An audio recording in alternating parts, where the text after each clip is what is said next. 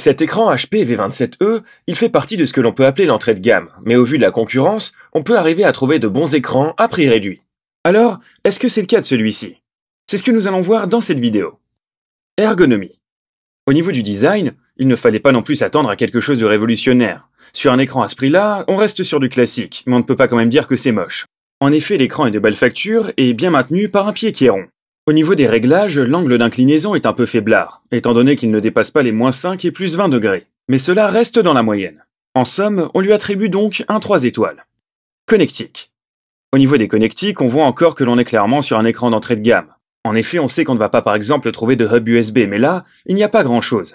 On va donc retrouver une entrée HDMI et une VGA, et c'est tout. On n'a même pas de port jack pour pouvoir y brancher un casque, ce qui nous semble être le minimum, même en entrée de gamme.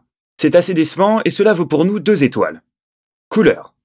Pour ce qui est des couleurs, là encore, on ne s'attend pas à quelque chose de formidable, mais cela reste tout de même très correct. En effet, s'il ne faut pas trop en demander non plus, pour un écran à ce prix, il fait le travail. De plus, HP a choisi un écran avec quasiment aucune bordure, ce qui rend l'expérience encore plus agréable si jamais vous regardez vos vidéos ou séries préférées. C'est donc un bon rapport qualité-prix qui mérite un 4 étoiles. Réactivité. Vous vous en doutez, on n'est techniquement pas ici sur un écran de gamer, et cela se voit à une chose. Il n'y a pas de technologie FreeSync qui est devenue désormais une norme sur ce genre d'écran.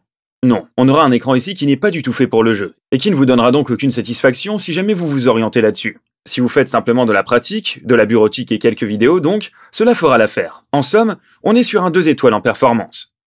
Note finale. Autant vous le dire, si vous cherchez un écran performant pour pouvoir jouer, on va immédiatement vous orienter vers d'autres modèles, qui sont bien mieux dans ce domaine pour quelques dizaines d'euros de plus. Non, ce V27e, il se destine clairement à des personnes voulant garder un usage strictement bureautique, tout en profitant d'une image agréable. C'est pourquoi nous lui donnons la note finale de 3 étoiles. Résumé des notes. Ergonomie 3 étoiles, connectique 2 étoiles, couleur 4 étoiles, et réactivité 2 étoiles. Voilà, on vous laisse vous en faire une idée. En attendant, prenez soin de vous, et on se retrouve très bientôt.